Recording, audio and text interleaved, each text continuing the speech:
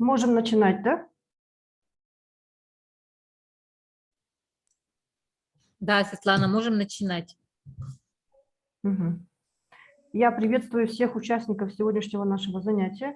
Я надеюсь, что сегодня вам будет интересно послушать и посмотреть мою презентацию, и послушать меня. Да? Меня зовут Светлана Платонова. Я являюсь волонтером финансового просвещения, экспертом регионального центра компетенции по финансовой грамотности Республики Саха-Якутия и финансовым советником компании ООО «Биге Капитал». Сегодня я хочу вам рассказать о таких интересных книгах, как книги о финансовой грамотности. Вы, наверное, уже знаете, что со следующего года у вас предмет финансовая грамотность будет преподаваться, я так понимаю, что на обязательной основе, да? А в некоторых школах, по-моему, даже в очень многих школах нашей республики этот предмет преподается и сейчас, по-моему, как факультатив, да? У кого-нибудь есть такой предмет в школе? Можете мне написать в чат или сказать мне?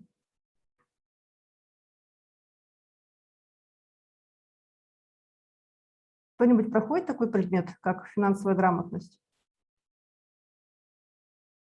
Да, я прохожу. Проходите, да? Ага. Да. Интересный предмет? Да. Да, я бы хотела еще сказать, что такой предмет, как финансовая грамотность и, скажем так, такой предмет, как ОБЖ, основы безопасности жизнедеятельности, лично я считаю одними из самых главных. Наравне с теми предметами, которые, в общем-то, нам преподаются как основные, да, базовые, это математика, русский язык, литература, физика, химия. Я считаю, что финансовая грамотность и ОБЖ – это тоже очень важные предметы. Почему? Потому что вся наша жизнь, на самом деле, она состоит из ответов на вопросы. Что нам купить?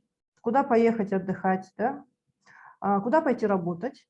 Да? Где получить образование? Все эти вопросы, они так или иначе имеют такую, скажем так, основу денежную. Да? То есть все это нужно оплачивать. То есть вопросы денежные, они будут сопровождать нас, скажем так, всю нашу жизнь. Поэтому от того, как мы будем грамотно расходовать наши деньги, которые у нас есть, от того, как грамотно будем подходить к нашим расходам, доходам, да, к нашему планированию наших дальнейших целей финансовых, крупных, не очень крупных, вообще любых финансовых целей, будет зависеть наш успех, да, в жизни. Потому что как только мы утром проснулись, и начался новый день, и начинается не только наш просто день, еще и начинается наш финансовый день. Да? Почему? Потому что мы выходим из дома, нам нужно идти на автобус, на остановку, идти в магазин, и все это сопровождается определенными расходами. Помимо того, что будете вы проходить такой предмет в школе, да, просто на уроках слушать лекции, вам будут рассказывать, показывать, да, я считаю, что чтение книг, оно тоже способствует нашей финансовой грамотности. Почему? Потому что позволяет нам, во-первых, смотивироваться. Да? Я знаю таких ребят, которые, прочитав книги по финансовой грамотности, сами заинтересовались этой темой и начинают уже вести, скажем так, довольно профессионально свой собственный бюджет. Так, давайте начнем наше занятие. Да, я сейчас подключу свою презентацию.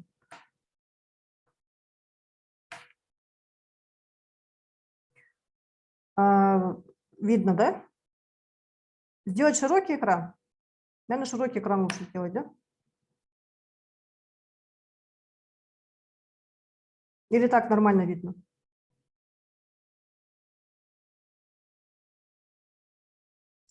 Нормально. Надо вот где показ слайдов сделать на вот самое.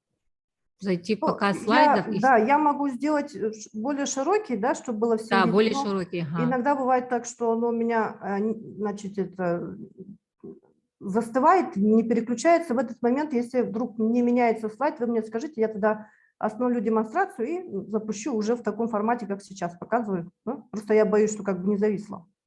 Хорошо?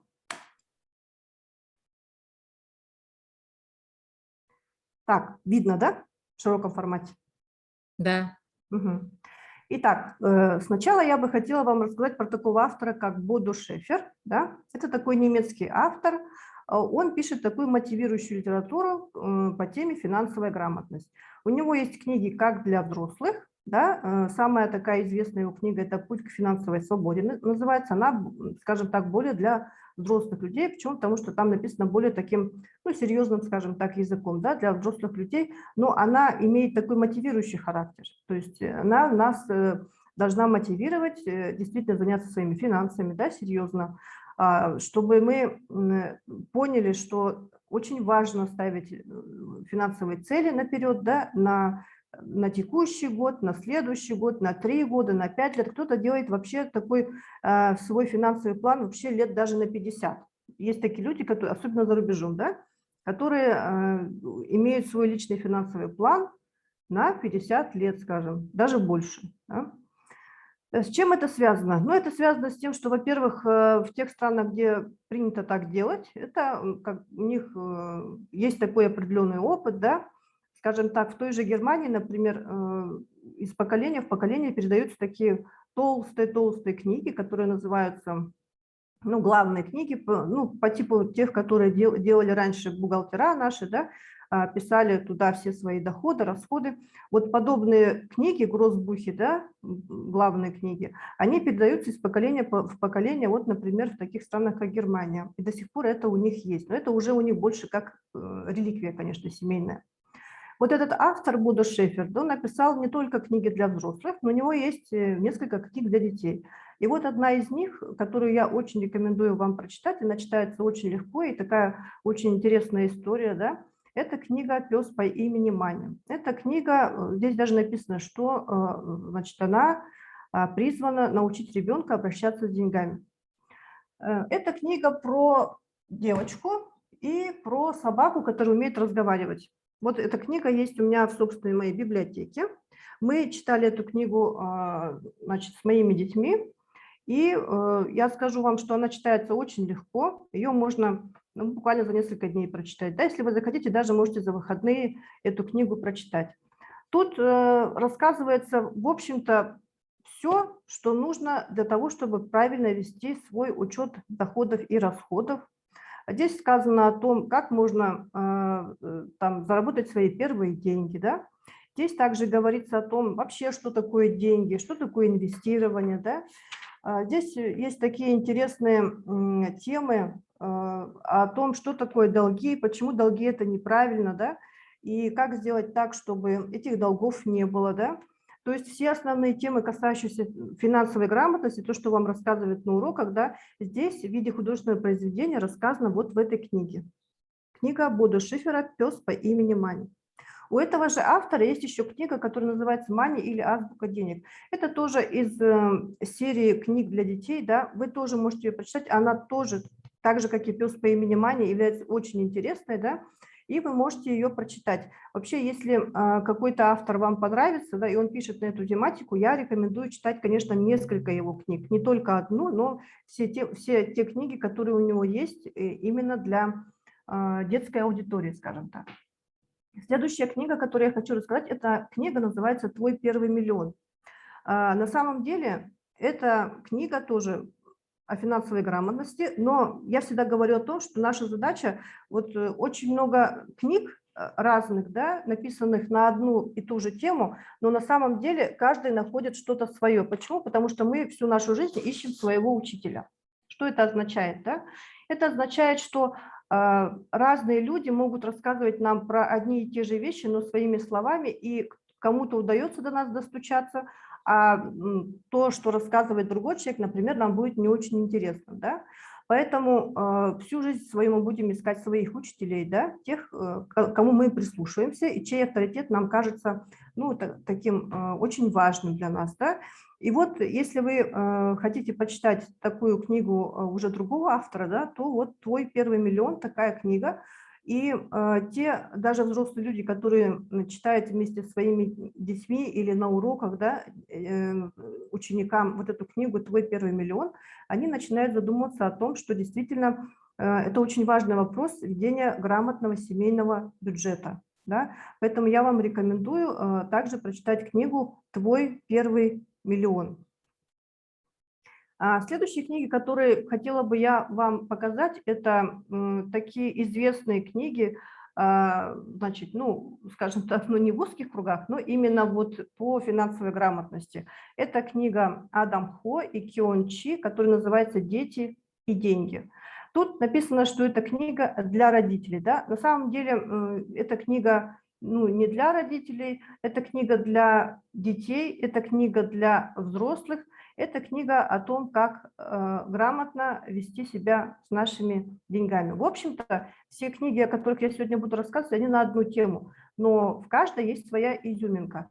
Если вы интересуетесь темой финансовой грамотности, то если вы прочитаете там 2 или 3 книги, да, и заинтересуетесь этой темой, то вы и дальше будете искать такие книги на данную тематику, и с каждым разом у вас будет интерес все возрастать. Это очень хорошо. Почему? Потому что это, значит, ну, не заставит, но, по крайней мере, вы заинтересуетесь и, возможно, начнете как можно раньше заниматься своими собственными деньгами, да? А тем раньше, чем раньше вы этим займетесь, тем, значит, устойчиво будет ваше финансовое положение, да? И на самом деле заниматься как раз-таки серьезно своими личными финансами нужно как можно раньше. Вот как только у вас появится первая заработная плата, вы можете уже начать вести свой бюджет, а как это сделать правильно, как раз-таки помогут книги, о которых я сегодня вам рассказываю. Ну и вот книга «Самый богатый человек в Вавилоне», ее написал Джордж Клейсон. Этой книге уже, ну, наверное, 100 лет, да? Вроде бы такая книга, которая написана очень-очень давно, и этого автора уже давно нет с нами, да? Тем не менее, эта книга является одной из самых популярных книг по финансовой грамотности. Почему? Потому что здесь на самом деле в такой форме, ну, скажем так, сказительной, да, как притча, рассказаны самые главные правила о финансовой грамотности. А какие это правила, да? Это о том, что как только вы получите свою заработную плату, да, или поступят вам какие-то деньги, вы обязательно сначала должны отложить хотя бы 10% от этой суммы. Это называется заплатить себе, вот как вот в этой книге и написано, да. То есть вы, когда получаете деньги, когда вы уже будете сами работать, да, у вас появляются некие обязательства. То есть вы будете оплачивать коммунальные услуги, сотовый телефон, интернет, продукты питания, одежду нужно будет покупать, на транспортные расходы у вас нужны будут деньги, да. Но прежде чем вот это все оплатить, вам необходимо сначала отложить деньги, не менее 10% от той суммы, которую вы получили, на отдельный счет. Желательно, чтобы это был накопительный счет с начислением процента на остаток. И вот такое правило, которое обычно говорят финансовые консультанты, оно прописано как раз вот в этой книге «Самый богатый человек в Вавилоне». Да? Помимо этого, там указано о таком правиле, как обязательно нужно иметь подушку безопасности, да? Некий финансовый резерв. То есть это те деньги, которые помогут вам, например, если вы будете искать работу, да, и на тот период, пока вы будете искать работу, и эти деньги с финансового резерва могут вам помочь, да, чтобы у вас были деньги, пока не поступит первая заработная плата, на продукты питания, допустим, да, на транспортные расходы, ну и так далее.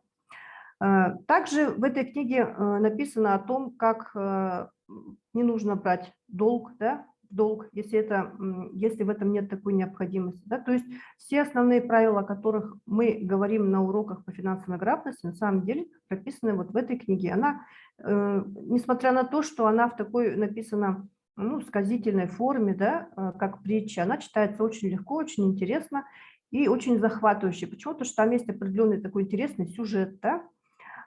И я вам очень от души рекомендую прочитать эту книгу. И тогда, возможно, у вас появится такой живой интерес к этой теме, да, и вы попробуете сами что-то сделать. Ну, хотя бы копилку, да, в которую вы будете от поступивших денег какую-то часть выделять, да, и таким образом у вас будет накапливаться незаметно для вас, да, то есть это не будет очень существенно ударять по вашему кошельку, но незаметно для вас у вас будет накапливаться, во-первых, та сумма, которую вы откладываете, во-вторых, если это будет накопительный счет, например, с начислением процента на остаток счета, то будут еще прибавляться проценты. Ну и есть еще такое понятие, как чудо сложного процента, да, наверное, кто-то из вас, кто уже проходил урок по финансовой грамотности, уже про это слышал, да, что такое существует чудо, как сложный процент, то есть в определенный период, да, уже будет очень существенно заметна, да, прибавка в виде процентов на остаток вашего счета, например, по карте, да, или на счете, там, на депозите, на накопительном счете. Если вам интересно, вы можете в интернете посмотреть, что такое чудо сложного процента. Кстати, оно работает как в вашу пользу, так и против вас, в том случае, если у вас, например, неправильно ведется учет доходов и расходов, и вы вынуждены, например, постоянно оплачивать проценты по кредитной карте. То есть вот такое интересное чудо, да, оно может быть вам либо на пользу, либо если вы неправильно все делаете, если у вас есть кредитная карта, которую вы никак не можете закрыть, то оно будет играть, конечно, уже против вас. Поэтому это очень такой интересный момент, на который нужно обратить внимание. Вообще, в последнее время, наверное, вы тоже замечаете, что в социальных сетях очень много появилось аккаунтов, связанных с финансовой грамотностью. Их действительно очень много, да. Сейчас такой информационный бум, и очень много разной информации, и что читать, кому доверять, и как это сделать правильно. Ну, для начинающих, да, интересующихся финансовой грамотностью людей не очень понятно. В этом случае, конечно, лучше всего прислушиваться к тем авторам, у которых, например, есть уже выпущенные книги, да. Например, вот есть такая интересная автор, Наталья Смирнова ее зовут, это известный финансовый консультант, да. Она живет, по-моему, в Москве она живет, да, и вот у нее есть такая интересная книга «Деньговодство» называется, да. Она ее назвала как «Руководство по выращиванию ваших денег». У Натальи Смирновой есть свои обучающие курсы по финансовой грамотности. Ее уроки можно найти даже на сайтах известных финансовых компаний, да, и можете обратить внимание на этого автора. Если вы серьезно интересуетесь темой семейного бюджета личных финансов и, скажем так, вас интересует литература уже не для детей, а для более взрослых людей, которые интересуются как раз-таки серьезной темой личных финансов и планирования, да, своего бюджета. Также вот есть книга, например, называется «Личный бюджет. Деньги под контролем». И здесь даже есть форма личного финансового плана, да, который вы можете повторить и попробовать сделать свой личный финансовый план, например, на следующий год. Вот у нас скоро будет уже, вот этот месяц у нас заканчивается, да, и скоро у нас наступит ноябрь месяц. Что обычно я делаю в ноябре, да? Во второй половине ноября я записываю свой план на следующий год. Это мой финансовый план на следующий год. Я записываю все крупные расходы, которые, например, у меня будут. Все дни рождения своих родственников, расходы на страховки, там, средние расходы на продукты питания, на жилищно-коммунальные услуги, на интернет, на сотовую связь. Да, и я примерно знаю, сколько мне надо будет денег и в какой месяц мне понадобятся деньги. Да. Это называется личный финансовый план, да, план расходов на следующий год. Ну, также и какие-то приобретения тоже я планирую, да, на следующий год. И вот это все я отражаю в этом плане. Этот план можно сделать просто в таблице Excel. Можно найти образец такой таблицы Excel, например, просто в поисковике в интернете. Можно воспользоваться такими книгами, как вот сейчас я вам указала, например, Сергей Макаров «Личный бюджет. Деньги под контролем». Если вам интересно, вы можете такую книгу прочитать. Сначала я вам расскажу про эти книги, да, потом я скажу, где можно это посмотреть бесплатно, да, и если вам понравится, вы уже можете потом приобрести. Следующая книга, спасибо за подсказку, да, это Карл Ричардс, называется она «Давай поговорим о твоих доходах и расходах». Ну, тоже здесь аннотация такая обычная, да, научись правильно тратить деньги и богатеть. Но здесь написан опыт, конечно, иностранного автора, а мы знаем, что все-таки есть определенная специфика, да, тех авторов, которые живут в России, пишут о том, как это у нас происходит в России, и, значит, тех авторов, которые из другой страны, но что-то можно оттуда взять и перенять. Ну, тоже очень интересная книга. Многие, кто читают ее, заинтересовываются уже более серьезно ведением своих личных финансов. Следующие вот такие книги, да, но они более серьезные. Я бы хотела, чтобы вы обратили внимание на книгу, которая тут показана третья, называется она «Какебо». Какебо – это японское искусство экономии денег по системе Матока Хани, называется, да. В чем она заключается, эта система японская, да? У нас в России мы знаем, что обычно мы считаем все ежемесячно, да. Отчеты делаются раз в месяц, да, зарплата приходит раз в месяц, да, пособия приходят раз в месяц. Поэтому у нас все сделано так, чтобы мы вели учет именно помесячно, да, по месяцам. А, например, в Японии, видимо, там это связано с тем, как у них приходит их заработная плата, например, еженедельно, да, и поэтому у них ведется учет, например, еженедельно их расходов. И, возможно, вам подойдет и такая система еженедельная, да. То есть, если вам понравится, вы можете попробовать вести еженедельно. Возможно, даже вам это больше подойдет, чем делать это ежемесячно. Это будет не так нудно для вас, да, как-то с большим интересом, возможно, это будет. Также есть такая книга, которую можно бесплатно в интернете найти. Называется «Заметки в инвестировании». Есть такая управляющая компания Арсагера, она находится в городе Санкт-Петербург. И вот эта книга, она рассказывает о том, как важно, помимо того, что вести семейный бюджет и иметь личный финансовый план, подготовиться к пенсии, да, заранее. Ну, вы, конечно, люди молодые, и вам о пенсии вроде бы, казалось бы, думать еще рано, но на самом деле, чем раньше вы начнете думать о своих, значит, деньгах, которые у вас будут накапливаться, да, тем для вас будет лучше. Что делают для этого, да? Для этого, например, кто-то делает себе, как я уже говорила, личный финансовый план и прям прописывает, что, значит, к 18-летию моего сына должна быть такая-то сумма, да, допустим. Вот когда вы уже начнете работать, да, то тоже в первый же год желательно, как только вы уже начнете постоянно работать, и у вас будет из месяца в месяц приходить ваша заработная плата, вам надо будет подумать уже о том, чтобы задуматься о деньгах на свое будущее. Да? Возможно, это будут деньги не обязательно именно на пенсию, возможно, это будут деньги, которые будут накапливаться для того, чтобы вы смогли съездить в отпуск, например, да, или купить что-то крупное, ну, например, начать думать об ипотеке, о том, чтобы у вас было собственное жилье, да, либо приобрести автомобиль, либо задуматься о своем обучении, да, получить какое-то другое образование дополнительно к тому, которое у вас есть. Все это, конечно, требует крупных денежных расходов, поэтому если вы заранее будете об этом думать, то это будет для вас большим плюсом. Также есть такая книга 2021 года, называется «Наличный финансовый план. Инструкция по составлению». Так же, как я и показывала вам в предыдущем слайде, да, в этой книге можно взять образец личного финансового плана. Здесь подробно рассказано о том, как его можно составить.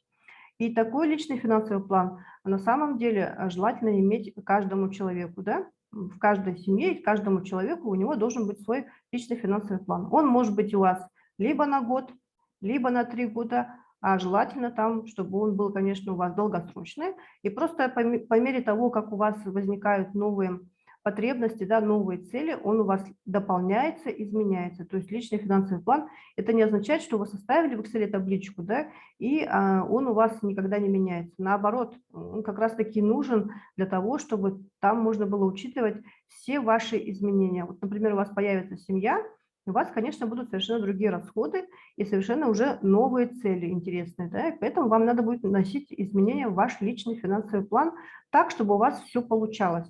Так, чтобы у вас, когда у вас будет уже семья, вы учитывали доход не только ваш, но и вашей второй половинки, да, и уже вы смогли сообща сделать предварительный такой план и уже двигаться к достижению своей цели. Это очень объединяет, да, это очень делает семью очень крепкой, дружной, да, и это очень интересно на самом деле, да, и когда вы добьетесь какой-то своей крупной финансовой цели, вы уже будете, у вас уже будет определенный опыт, и вы знаете, что оказывается, если поставить план, да, и приобрести какую-то вещь, и следовать этому плану, то все возможно. Очень интересная книга, да, которую я рекомендую прочитать тем, кто заинтересовался серьезно темой именно личных финансов, да, семейного бюджета. Это книга автора Владимир Савенок, это автор. Он является очень известным в России финансовым консультантом. У него есть такое инвестиционная компания, которая называется «Личный капитал». Да? Самая его известная книга – это «Миллион для моей дочери. Пошаговый план накоплений». Ну, из названия видим, да, что этот человек, он решил, что, значит, к 18-летию своего ребенка у него должна быть определенная сумма, да. Ну, такое название, конечно, амбициозное, но что хорошо в этой книге? Здесь рассказано, как он действительно каждый год шел по своему плану. Вот о чем я и говорю, да, то если мы ставим себе какую-то цель, составили план, двигаемся к этой цели, то обязательно все у нас получится. Вторая его книга, это называется «Время инвестировать».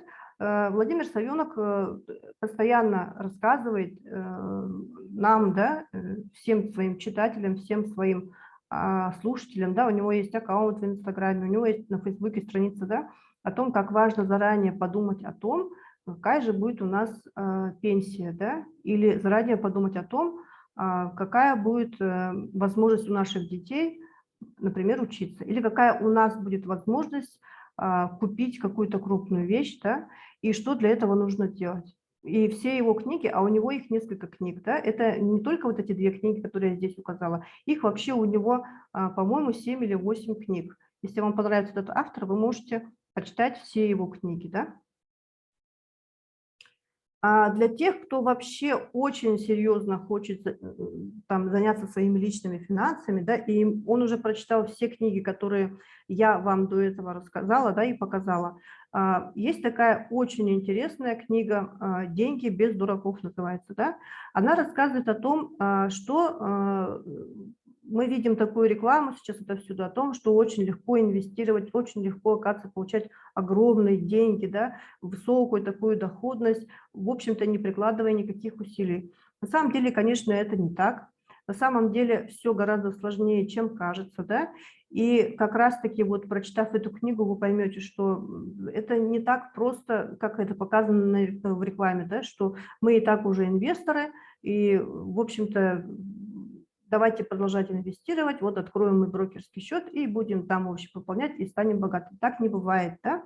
И почему так не бывает, и почему это вопрос серьезный и подходит не для всех, как раз-таки рассказано в книге «Деньги без дураков», автор Александр Силаев.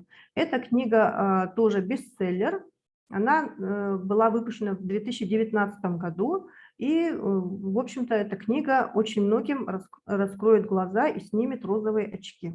Поэтому те, кто думает, что это очень легко зарабатывать большие деньги на инвестициях, они, конечно, ошибаются. Да? Это вопрос очень серьезный. Тема, конечно, очень интересная, но без начальных знаний к этому вопросу подходить, конечно, очень опасно. Поэтому сначала нужно получить необходимые знания, сначала необходимо наладить свой семейный бюджет, необходимо, чтобы у вас была подушка безопасности определенного размера, да, а это как минимум в размере 3 ваших месячных расходов. То есть вы считаете ваши месячные расходы. Вот у вас определенная сумма месяц расходов, да, значит, ваша подушка безопасности, ваш финансовый резерв должен составлять 3 раза вот размер ваших месячных расходов, а даже больше.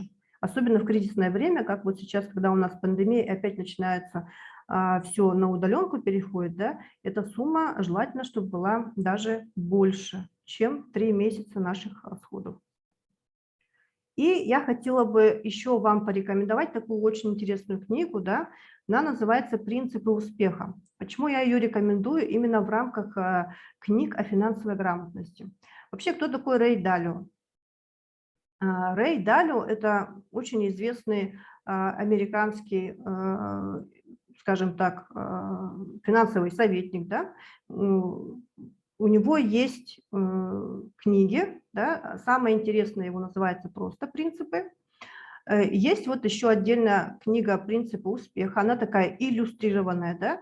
Кроме того, на YouTube можно найти мультипликационные видеоролики от Рэя Далио. И тот мультипликационный ролик, который я вам рекомендую, да, он как раз-таки скажем так, по этой книге, которая называется «Принципы успеха». Да?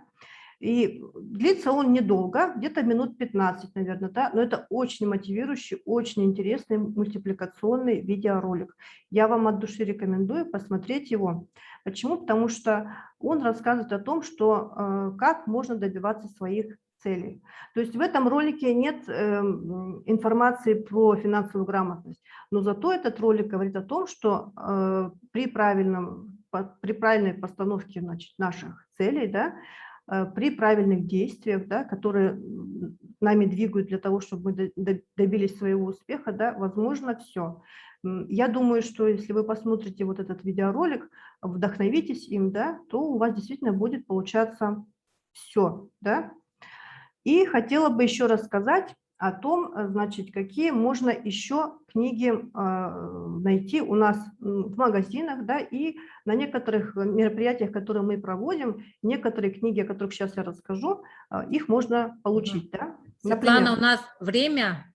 время, да, заканчивается? Время, ребята на час должны уйти на ужин, на вечерние Мгм. дела, поэтому я предлагаю сейчас закруглиться. И очень хочу, чтобы вы всю эту информацию прислали нам ссылки на онлайн-ссылки для того, чтобы дети в электронном виде могли прочитать одну из книжек, да, и вот то, что только что вы сказали в предыдущем слайде, что у вас есть ссылка какая-то на ролики, да, мультипликационные ролики, нам бы очень хотелось получить доступ к этим роликам, потому что информации сегодня было достаточно, время вечера, я предлагаю сейчас отпустить детей, закруглиться и Хорошо. отпустить детей. Хорошо, Да, я спасибо. тоже согласна, да. И хотела бы напоследок сказать, что если у вас есть читательский билет в какую-то библиотеку города Якутска или вашего населенного пункта, да, то вы можете привязать ее к электронной библиотеке Литрес, да, и все книги, о которых я сегодня вам рассказала, они доступны будут вам для заказа, и вы сможете до 3 книг запрашивать в библиотеке Литрес через ваш читательский билет и читать эти книги бесплатно. Да?